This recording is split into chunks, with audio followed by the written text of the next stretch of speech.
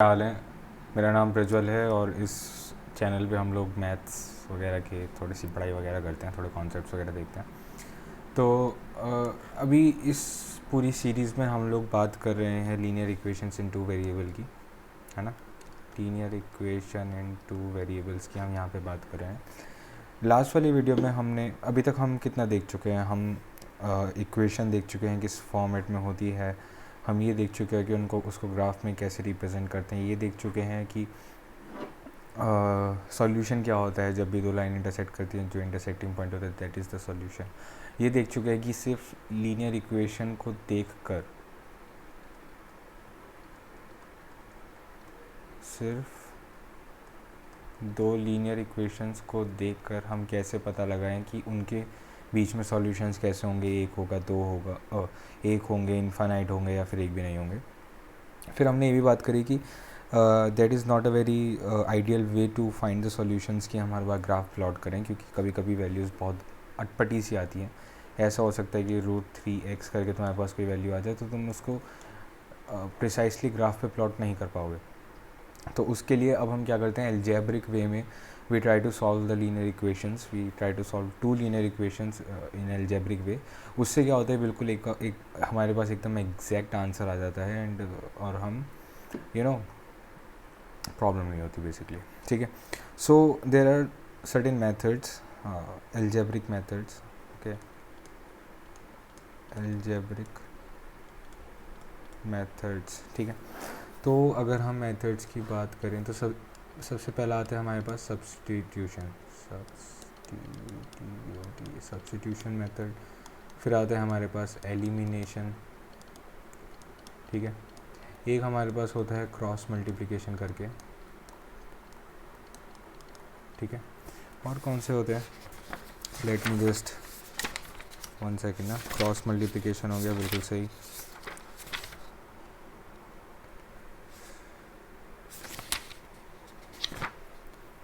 चलो फिलहाल हमारे पास यही 3 मेथड्स हैं, इनकी हम बात करेंगे एक एक करके।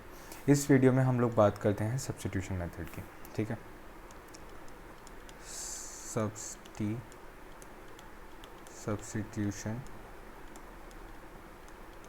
सब्स्टिट्यूशन मेथड की हम बात करते हैं to find a solution of two linear equations.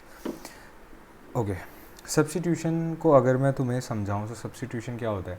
Suppose करो कि तुम्हारे स्कूल्स चल रहे हैं, ठीक है, तुम्हारी एक टीचर नहीं आती है, ठीक है, तो उसकी जगह जो दूसरी टीचर पढ़ाने आती है उसको हम क्या बोलते हैं, सब्स्टिट्यूशन पीरियड है, राइट। सो सब्स्टिट्यूट का मतलब होता है कि किसी की जगह पे कोई और वैल्यू रख देना। ठीक है, किसी की जगह पर कोई और वैल्यू रख देना। ठीक है, तो सपोज़ करो जैसे हमारे पास दो लीनियर इक्वेशंस है, a1x plus b2y plus a1x plus b1y plus c1 is equals to 0। ये हमारे पास एक इक्वेशन है, और दूसरी इक्वेशन है हमारे पास a2x plus b2y plus c2 is equals to 0। ये हमारे पास दूसरी इक्वेशन है। सब्स्टिट्यूशन मेथड में हम क्या करते हैं, देखो हमारे पास दो वेरिएबल है ना, x है और y है। वेरिएबल दो ही हैं, कांस्टेंट 3 है, a b c हमारे कांस्टेंट्स हैं। ठीक है, सब्स्टिट्यूशन मेथड में हम क्या करते हैं कि ये जो दो वेरिएबल है ना, उनमें से एक की वैल्यू निकाल लेते हैं हम दूसरे के टर्म्स में। ठीक है, फॉर एग्जांपल सपोज करो अगर मैं यहाँ पे y की वैल्यू निकालता हूँ x के टर्म्स में, तो मैं कैसे करूँगा, फ्रॉम इक्वेशन 1 y की वैल्यू मैं निकाल रहा हूँ x के टर्म्स में, मेरे को पता करनी है।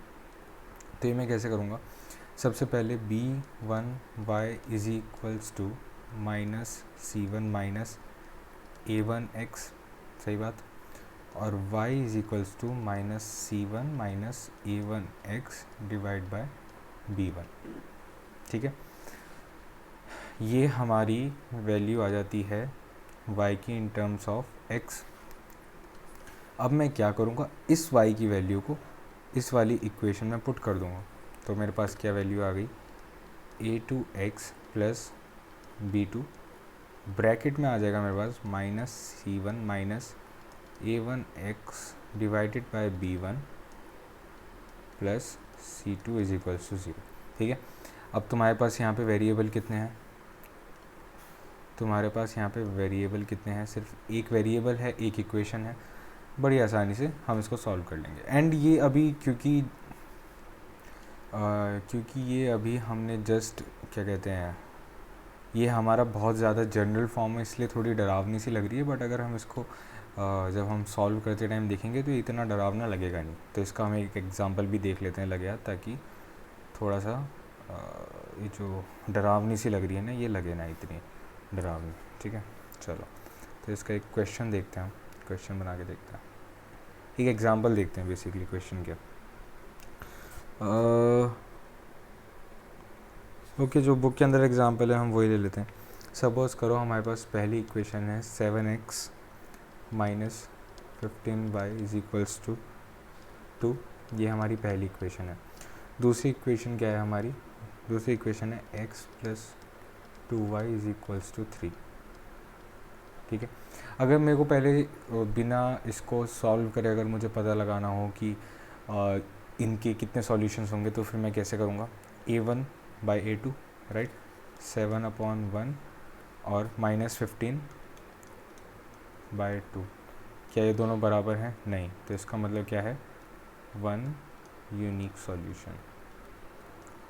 ठीक है, खैर ये तो अलग चीज़ हो गई, इसको भी हम हटाते हैं साइड से। ठीक है, अब हम क्या कर रहे हैं कि हमें वैल्यू पुट करनी है। देखो, कोशिश करो कि जो तुम सब्स्टिट्यूशन करो ना, उसमें जो है ना तुम्हारे डिनोमिनेटर में कुछ ना आए, कोशिश ऐसी करा करो। तो जो जिसके पास भी कोई कोफिशिएंट ना हो ना, कोशिश करा करो कि तुम उसी की वैल्यू निकालो। जैसे इसके पास कोई कोफिशिएंट नहीं है, तो फिर हम इक्वेशन 2 में से x की वैल्यू निकाल लेते हैं -2y। ठीक है, अगर तुम बिना डिनोमिनेटर वाला काम करोगे तो फिर उससे क्या होगा कि तुम्हें जब तुम इसको सब्स्टिट्यूट कर दोगे ना यहाँ पे, तो तुम्हें कोई LCM नहीं लेना पड़ेगा, तो तुम्हारी कैलकुलेशंस थोड़ी आसान हो जाएगी। ठीक है, तो यहाँ पे हम लिखते हैं पुट 3 in 1, तो x की वैल्यू हम यहाँ पे रख देंगे 7, 3 minus 2y minus 15y is equals to 2, 7 3 ज़ा 21 minus 14y minus 15y is equals to 2। सही बात, एक सेकेंड, कहाँ है ये, हाँ, तो हम इसको इधर भेज देंगे, ये हो जाएगा कितना, बताओ भाई, इसको अगर हम ऐड करते हैं तो 14 प्लस 15 कितना हो जाएगा, -29y इज इक्वल्स टू, और ये इधर जाएगा तो ये जाएगा माइनस का 19। सही कर रहा हूँ क्या मैं, एक तो डाउट इतना होता है ना। और y की वैल्यू यहाँ से आ जाएगी 19/29। ठीक है, ये आ गई तुम्हारे पास y की वैल्यू। और अब इसी को put y is equals to 19/29 in equation number 3, तो वहाँ से x की वैल्यू क्या आ जाएगी, 3 माइनस 2 इंटू 19/29। तो 29 3 सा क्या होता है यार, मेरी मैथ्स की कैलकुलेशन करते हैं। चलो, 9 3 27, 2 कैरी, 3 2 6, 6 + 2 87, माइनस 19 2 38/29, और इसमें से अब तुम माइनस करो इसको, तो ये तुम्हारा हो जाएगा यहाँ पे कितना, 9 बचेगा यहाँ तो। ठीक है, और हम यहाँ से करेंगे 3, हो जाएगा 49/29। ओके,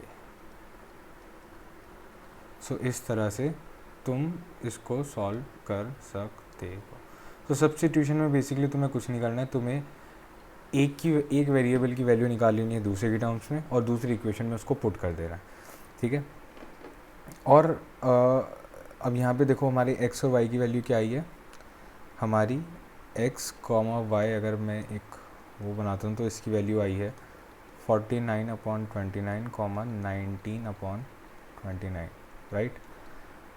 अब कमाल की बात तुम्हें पता है क्या है, अगर मैं यहाँ पर एक ग्राफ बनाता, ये जो दो लाइनें थी इनका अगर मैं ग्राफ बनाता, ठीक है, एंड सपोज़ करो वो ग्राफ, अबे क्या हो गया, एंड सपोज़ करो वो ग्राफ कुछ ऐसा आता, ये लाइन ऐसे आती, ठीक है, भाई क्या हो रहा है ये, और दूसरी लाइन कुछ ऐसे आती, ठीक है। तो एक लाइन नंबर 1 ये हो गई, और लाइन नंबर, अबे यार, और लाइन नंबर 2 ये हो गई। तो जहाँ पर ये इंटरसेक्ट कर रहे हैं ना, ये वाला पॉइंट होता हमारा x, y, ये वाला पॉइंट होता हमारा कितना 49/29, 19/29, वो ये वाला पॉइंट होता। ठीक है, तो एल्जेब्रिकली हमने पहला मेथड देख लिया, बाकी के हम 2 मेथड्स देखेंगे। चलो।